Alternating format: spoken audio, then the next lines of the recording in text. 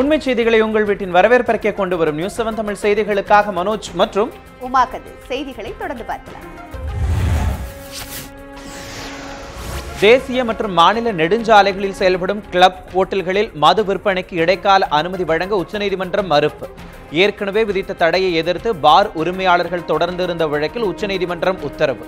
அனைத்து மனுக்களையும் விசாரித்து தீர்ப்பு வழங்கப்படும் என கூறி வழக்கு ஜூலை 12ஆம் தேதிக்கு ஒத்திவைப்பு.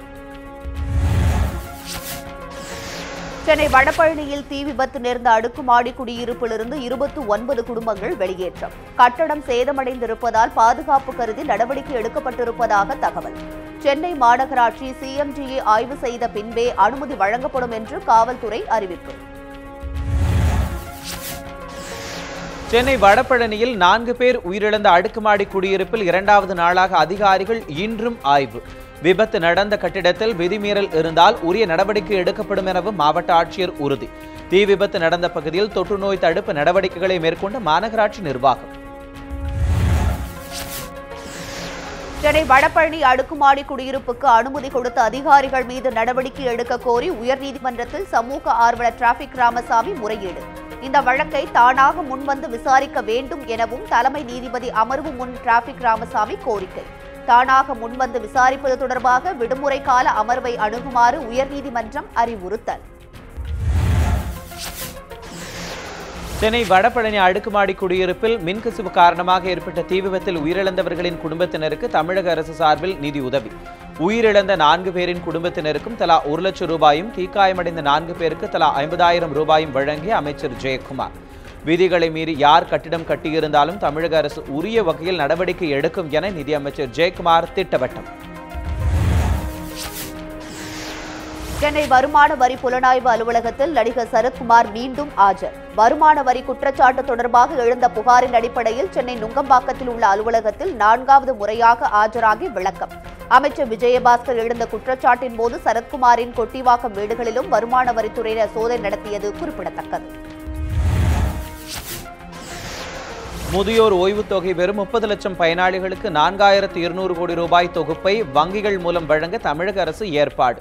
கல்விக்கூடங்கள், மருத்துவமனைகள் உள்ளிட்ட பகுதிகளில் உள்ள உபரி நிலங்கள் அரசுடைமையாக்கப்படும் என வருவாய்த்துறை அமைச்சர் RB உதயகுமார் அறிவிப்பு. ஓய்வூதியம், கைம்பெண்கள் உதவித்தொகை உள்ளிட்ட நிதி உதவிகள் பெற தகுதி உடையவர்களை கண்டறிதல் தொடர்பாக கூட்டத்தில் ஆலோசனை. அம்மா திட்டத்தின் மூலம் முதியோர் உதவித்தொகை பெறும் பயனாளிகளுக்கு இலவச கண்புரை அறுவை சிகிச்சை செய்யப்படும் என்று அறிவிப்பு. வருவாய்த்துறை அமைச்சர் RB உதயகுமார் தலைமையில் துறை ரீதியிலான ஆய்வுக் கூட்டத்தில் முடிவெடுக்கப்பட்டதாக தகவல்.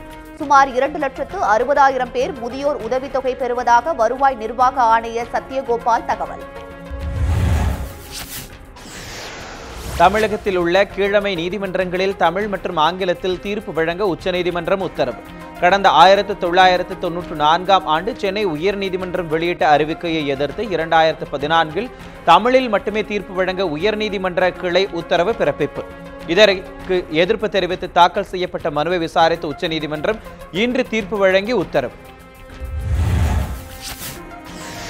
சுகாதாரத்துறை அமைச்சர் விஜயபாஸ்கருக்கு நெருக்கமான ஒப்பந்ததாரர் சுப்பிரமணியம் நேற்று மர்மமான முறையில் மரணம். உயிரிழந்த அவர் விஷமருந்தி தற்கொலை செய்து கொண்டதாக மோகனூர் காவல்துறையினர் தகவல். அண்மையில் நடைபெற்ற வருமான வரித்துறையினரின் சோதனைக்கு பிறகு யாரேனும் நெருக்கடி கொடுத்திருக்கலாம் எனவும் போலீசார் சந்தேகம். மர்மமான முறையில் உயிரிழந்த சுப்பிரமணியன், கனகராஜ் ஆகியோர் மரணங்களை விசாரிக்க முதலமைச்சர் நடவடிக்கை எடுக்க திமுக செயல் தலைவர் மு ஸ்டாலின் வலியுறுத்தல். அமைச்சர் விஜயபாஸ்கருக்கு நெருக்கமாக இருந்த சுப்பிரமணியன் தற்கொலை ஒட்டுமொத்த வருமான வரித்துறை விசாரணையை திசை திருப்பும் விதத்தில் அமைந்திருப்பதாக விமர்சனம். சுப்பிரமணியன், ஜெயலலிதாவின் ஓட்டுநர் கனகராஜ் மரணம் தொடர்பாக உயர்நீதிமன்ற நீதிபதி மேற்பார்வையில் விசாரிக்க ஸ்டாலின் கோரிக்கை. தமிழக போக்குவரத்து துறை தொழிற்சங்கங்கள் அறிவித்துள்ள வேலை நிறுத்த போராட்டத்திற்கு தமிழக அரசின் கையாளாகாத தன்மையே காரணம் என்று பாட்டாளி மக்கள் கட்சி நிறுவனர் ராமதாஸ் விமர்சனம். நிர்வாக சீர்கேட்டின் காரணமாக அரசு போக்குவரத்து கழகமும் மின் வாரியமும் பல ஆண்டுகளாக நஷ்டத்தில் இயங்கி வருவதாகவும் சாடல். போக்குவரத்து தொழிலாளர்கள் வேலை நிறுத்தத்தில் ஈடுபட்டால் மக்களின் இயல்பு வாழ்க்கை பாதிக்கப்படும் எனவும் கருத்து. தொழிலாளர்களின் கோரிக்கைகளை நிறைவேற்றி வேலை நிறுத்தத்தை தவிர்க்க தமிழக அரசு நடவடிக்கை எடுக்க ராமதாஸ் வலியுறுத்தல். எடப்பாடி பழனிசாமிக்கு ஆதரவாக உள்ள 12 அமைச்சர்கள், 35 MLAக்கள் தங்கள் பக்கம் வர தயாராக இருப்பதாக ஓ பன்னீர்செல்வம் ஆதரவு முன்னாள் அமைச்சர் செம்மலை பேச்சு.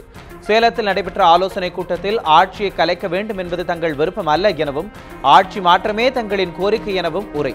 ஒருவேளை ஆட்சி கலைந்தால் அதற்கு எடப்பாடி பழனிசாமி தான் காரணமாக இருப்பார் எனவும் செம்மலை விமர்சனம். அதிமுகவின் இரு அணிகளுக்கு இடையே விரைவில் சுமூக பேச்சுவார்த்தை நடைபெறும் என்று தம்பிதுரை நம்பிக்கை. குடியரசுத் தலைவர் தேர்தலில் யாருக்கு வாக்களிப்பது பற்றி கட்சி தலைமை முடிவு செய்யும் எனவும் கருத்து.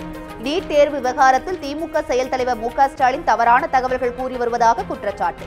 காங்கிரஸ் தலைமையில் மத்திய அரசே நீட் தேர்வை அறிமுகப்படுத்தியதாக தம்பிதுரை விமர்சனம். அதிமுக இரண்டாக பிளவுபட்டுள்ள நிலையில் அண்ணன் தம்பி பிரிவு இயல்பானதுதான் என கூட்டுறவுத்துறை அமைச்சர் செல்லூர் கே ராஜு கருத்து.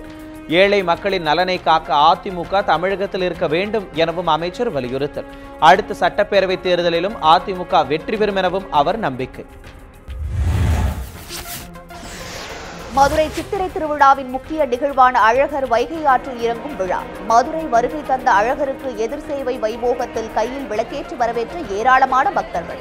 தங்க குதிரை வாகனத்தில் வரும் கள்ளழகர் நாளை காலை வைகை ஆற்றில் இறங்க உள்ளதாக கோவில் நிர்வாகம் அறிவிப்பு. பக்தர்களுக்கு போதுமான அடிப்படை வசதிகள் செய்யப்பட்டிருப்பதாக மாவட்ட ஆட்சியர் வீர ராகவராவ் தகவல். முதுநிலை மருத்துவ பட்ட மேற்படிப்பில் பொது பிரிவினருக்கான கலந்தாய்வு இன்று தொடங்கியது. தமிழகத்தில் உள்ள 13 அரசு மருத்துவக் கல்லூரிகளில் உள்ள 762 இடங்களுக்கு 1412 மருத்துவர்களுக்கு அழைப்பு. இன்று தொடங்கியுள்ள முதற்கட்ட கலந்தாய்வு வரும் 11ஆம் தேதி வரை நடைபெறும் என அறிவிப்பு. பிரதம மந்திரியின் வீட்டு வசதி திட்டத்தின் கீழ் வீடு கட்டி கொடுக்கும் கட்டுமான நிறுவனங்களுக்கு 0.35% வங்கி கடனில் சலுகை அளிக்க பாரத ஸ்டேட் வங்கி முடிவு. இதனை தமிழகம் மற்றும் புதுவைக்கான பாரத ஸ்டேட் வங்கியின் தலைமை துணை பொது மேலாளர் குமார் தகவல். 30 லட்சம் ரூபாய்க்கு குறைவாக வீட்டுக் கடன் பெற்றவர்கள் பிரதமரின் ஆவாஸ் திட்டத்தின் கீழ் வட்டி மானியம் பெறலாம் எனவும் அறிவிப்பு. பெட்ரோல் பங்குகளுக்கு ஞாயிற்றுக்கிழமை விடுமுறை அளிக்கும் முடிவை கைவிடுவதாக தமிழக பெட்ரோலிய பொருட்கள் விற்பனையாளர்கள் சங்கம் அறிவிப்பு. பெட்ரோலியத்துறை அமைச்சர் தர்மேந்திர பிரதானின் கோரிக்கையை ஏற்று இந்த முடிவை தாங்கள் எடுத்திருப்பதாக அந்த சங்கம் தகவல். இனி அனைத்து நாட்களிலும் பெட்ரோல் பங்குகள் வழக்கம் போல இயங்கும் எனவும் அறிவிப்பு. சென்னை திருவொற்றியூரில் கோவில் நிலம் தொடர்பாக இரு பிரிவினருக்கு இடையே மோதலின் போது அந்த பகுதியில் இருந்த 13 வீடுகள் அடித்து நொறுக்கப்பட்டதால் பெரும் பதற்றம். திருவொற்றியூர் குப்பத்தில் நிலவும் பதற்றத்தினால் அந்த பகுதி மக்கள் வேறு இடங்களுக்கு தஞ்சம்.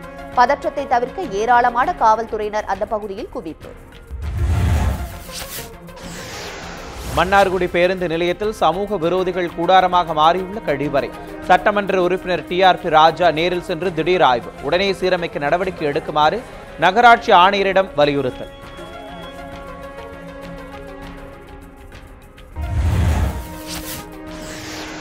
திருவண்ணாமலை மாவட்டம் ஆரணி பேருந்து நிலையம் அருகே ஆக்கிரமிப்புகளை அகற்றும் பணி. காவல்துறையினர் பாதுகாப்புடன் JCB இயந்திர உதவியுடன் ஆக்கிரமிப்புகளை அகற்றும் பணிகளை மேற்கொண்ட நகராட்சி நிர்வாகம். முறையாக தகவல் தெரிவிக்காமல் ஆக்கிரமிப்பு பணிகளை மேற்கொண்டதாக வியாபாரிகள் குற்றச்சாட்டு. பழனியில் முறையான குடிநீர் விநியோகம் செய்யக்கோரி பொதுமக்கள் திடீர் போராட்டம். காலி குடங்களுடன் நகராட்சி அலுவலகத்தை முற்றுகையிட்டு போராட்டத்தில் ஈடுபட்ட பெண்கள். உடனே நடவடிக்கை எடுப்பதாக அதிகாரிகள் உறுதியளித்ததால் போராட்டத்தை கைவிட்டு கலைந்து சென்ற பொதுமக்கள். சென்னை திருவான்மியூர் மருந்தீஸ்வரர் கோவிலுக்கு சொந்தமான இடத்தில் மக்கள் பயன்பாட்டிற்காக திருமண மண்டபம். 20 கோடியே 10 லட்சம் ரூபாய் திட்ட மதிப்பீட்டில் நவீன வசதிகளுடன் கட்டப்பட்டு வரும் திருமண மண்டபம். திருமண மண்டபத்தின் கட்டுமான பணிகளை நேரில் ஆய்வு செய்த அறநிலையத்துறை அமைச்சர் சேவூர் ராமச்சந்திரன். நாகை மாவட்டம் கோடியக்கரை பறவைகள் சரணாலயத்தில் வறட்சியால் பறவைகள் வரத்து குறைவு. வேதாரண்யம் அருகே மானங்கொண்டான் ஆற்றுப்பகுதியில் வரும் பறவைகள் மருந்து வைத்துக் கொல்லப்படுவதாக வனத்துறையினரிடம் புகார். நாகை மாவட்டம் பனங்குடியைச் சேர்ந்த இளைஞரை கைது செய்த வனத்துறையினர்.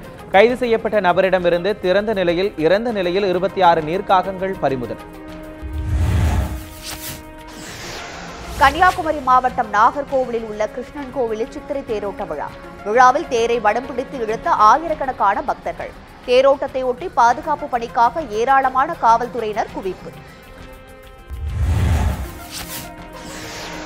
தஞ்சை மாவட்டம் கும்பகோணம் சாரங்கபாண சுவாமி கோவிலில் சித்திரை தேரோட்டம். தேரோட்டத்தின் போது சாரங்கபாண சுவாமி ஸ்ரீதேவி தாயார்களுடன் எழுந்தருளி பக்தர்களுக்கு தரிசனம். எதிர்பார்த்த அளவு பக்தர்கள் வராததால் தேரை தள்ள பொக்லின் இயந்திரங்களை பயன்படுத்தி தேரை இழுத்த கோவில் நிர்வாகம். தேரோட்ட நிகழ்வில் வெளிநாட்டு சுற்றுலா பயணிகள் ஏராளமானோர் பங்கேற்பு.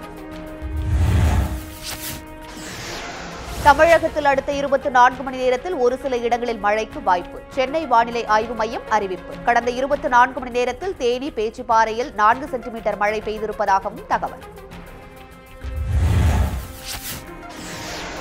ஈரோடு மாவட்டம் பவானி சங்கமேஸ்வரர் கோவிலில் சித்திரை தேர் திருவிழா. ஆயிரக்கணக்கான பக்தர்கள் தேரை வடம்பிடித்து இழுத்து வழிபாடு. பக்தர்கள் தேரின் முன்பு மண்டியிட்டு தங்கள் நேர்த்திக் கடன் செலுத்தி வழிபாடு. தேரோட்டத்தையொட்டி பாதுகாப்பு பணிக்காக ஏராளமான போலீசார் குவிப்பு. திருவண்ணாமலை மாவட்டம் வந்தவாசியில் தலைக்கவசம் அணிய வலியுறுத்தி விழிப்புணர்வு வாகன ஊர்வலம். இருசக்கர மோட்டார் வாகன பழுது பார்ப்போர் நலச்சங்கம் சார்பில் நடைபெற்ற ஊர்வலத்தில் 200க்கும் மேற்பட்டோர் கலந்து கொண்டனர். பேரணியில் தலைக்கவசம் குறித்த விழிப்புணர்வு வாசகங்களிட்டு முழக்கம். புதுவையிலிருந்து கடலூருக்கு மது கடத்தி வந்த 2 கைது செய்த காவல்துறையினர். 444 மது பாட்டில்களுடன் 5 லட்சம் ரூபாய் மதிப்புள்ள கார் பறிமுதல். புதுவை கடலூர் எல்லையில் உள்ள சோதனை சாவடியில் ஈடுபட்ட போது மதுவிலக்கு தடுப்பு பிரிவு காவல்துறையினர் நடவடிக்கை. சிவகங்கை மாவட்டம் தேவக்கோட்டை பாரதிய ஜனதா கட்சி பிரமுகர் முத்துராமன் வீட்டில் பெட்ரோல் குண்டு வீசப்பட்ட சம்பவத்தால் பெரும் பரபரப்பு. இன்று அதிகாலை பெட்ரோல் குண்டுகளை வீசி சென்ற அடையாளம் தெரியாத நபர்கள். பெட்ரோல் குண்டுகள் வீசி சென்றது குறித்து காவல்துறையினர் விசாரணை. வேலூர் மாவட்டம் கீழ் விஷாரத்தில் வீட்டின் பூட்டை உடைத்து கொள்ளை. பீரோவில் இருந்த 12 சவரன் நகை 10,000 ரூபாய் கொள்ளை என தகவல். சென்னையில் திருமண விழாவுக்கு சென்றபோது நிகழ்ந்ததால் மர்ம நபர்கள் கைவரிசு. கொள்ளை சம்பவம் குறித்து வழக்கு பதிவு செய்து காவல்துறையினர் தீவிர விசாரணை. ராமநாதபுரம் மாவட்டம் முதுகுளத்தூர் அருகே நிலத்தகராறு காரணமாக விவசாயி ஒருவர் வெட்டி கொலை. கொலை செய்து தப்பியோடிய விவசாயியின் உறவினரை தேடி வரும் காவல்துறை. கொலை சம்பவத்தில் சந்தேகத்தின் பேரில் ஒருவரை கைது செய்து காவல்துறையினர் விசாரணை. தருமபுரி மாவட்டம் பாலக்கோடு அருகே தனியார் கல்லூரி பேருந்தும் சொகுசு காரும் நேருக்கு நேர் மோதல். விபத்தின் போது சம்பவ இடத்திலேயே ஒருவர் உயிரிழப்பு, மற்றொருவர் படுகாயம். விபத்தின் காரணமாக நெடுஞ்சாலையில் 2 மணி நேரம் போக்குவரத்து பாதிப்பு. தப்பியோடிய கல்லூரி பேருந்து ஓட்டுநரை தேடும் பணியில் காவல்துறையினர். தஞ்சாவூர் NCM செஸ் அகாடமி மற்றும் தஞ்சாவூர் மாவட்ட செஸ் அசோசியேஷன் சார்பில் மாநில அளவிலான செஸ் போட்டித் தொடர். தஞ்சாவூரில் இன்று தொடங்கிய போட்டியில் 300க்கும் மேற்பட்ட மாணவ மாணவிகள் பங்கேற்பு. வெற்றி பெறும் நபர்கள் வரும் அக்டோபர் 20ஆம் தேதி நடைபெறும் தேசிய அளவிலான செஸ் போட்டியில் பங்கேற்க வாய்ப்பு. நீலகிரி மாவட்டம் மசனக்குடி ஆற்றில் கார் கவிழ்ந்து விபத்து. காட்டுப்பன்றி மோதியதில் நிலை தடுமாறி கார் ஆற்றில் கவிழ்ந்து விபத்து. விபத்தில் 3 உயிரிழந்த நிலையில் ஒருவரின் சடலத்தை தேடும் பணியில் தீயணைப்புத் துறையினர் தீவிரம். தமிழகத்தில் வேளாண் இளநிலை படிப்புக்கான விண்ணப்ப விநியோகம் வரும் 12ஆம் தேதி தொடக்கம். வேளாண் பல்கலைக்கழக துணைவேந்தர் ராமசாமி கோவையில் தகவல். ஜூன் 10ஆம் தேதி தரவரிசை பட்டியல் வெளியிடப்படும் எனவும் ராமசாமி பேட்டி. திருவள்ளூர் அருகே ஆரணி ஆற்றங்கரையில் சுமார் 3 டன் அளவிலான காலாவதியான மாட்டு இறைச்சி, மீன் உள்ளிட்ட உணவு வகைகள் புதைப்பு. ஆற்றங்கரையில் விளையாடச் சென்ற சிறுவர்கள் காலாவதியான உணவுப் பொருட்களை வீட்டுக்கு எடுத்துச் சென்றதால் பரபரப்பு. இந்த வகை உணவுப் பொருட்களை உண்ண வேண்டாம் என சுகாதாரத்துறையினர் அறிவுறுத்தல். காலாவதி உணவுப் பொருட்களை புதைத்துச் சென்ற மர்ம நபர்களை தேடி வரும் போலீசார். இயக்குனர் வி. சேகரின் புதிய திரைப்படமான சரவண பொய்கையின் பாடல்கள் வெளியீட்டு விழா. பழனியில் நடைபெற்ற விழாவில் திரைப்பட பாடல் ஒலிநாடாவை பெற்றுக்கொண்ட புலிபாணி சாமிகள். இந்த படத்தில் தனது மகன் காரல் மார்க்ஸை கதாநாயகனாக அறிமுகம் செய்யும் இயக்குனர் வி. சேகர். நெல்லை மாவட்டம் கல்லிடைக்குறிச்சி ஆதிவராக பெருமாள் கோவில் சித்திரை திருவிழா தேரோட்டம். தேரை வடம்பிடித்து இழுத்து ஏராளமான பக்தர்கள் சுவாமி தரிசனம். தேரோட்டத்தை முன்னிட்டு சுவாமிக்கு சிறப்பு வழிபாடு மற்றும் பூஜைகள். அரியலூர் மாவட்டம் ஜெயங்கொண்டம் அருகே டாஸ்மாக் கடை திறக்க எதிர்ப்பு. பிச்சானூர், கொக்கரணை உள்ளிட்ட 7 கிராம மக்கள் ஆர்ப்பாட்டம். டாஸ்மாக் கடையை திறக்க அதிகாரிகள் அனுமதிக்க கூடாது என்றும் வலியுறுத்தல். இத்துடன் நியூஸ்7 தமிழில் எக்ஸ்பிரஸ் நியூஸ் நிறைவடைகிறது. மேலும் பல அண்மை செய்திகளுக்கு தொடர்ந்து இணைந்திருங்கள். நியூஸ்7 தமிழோடு.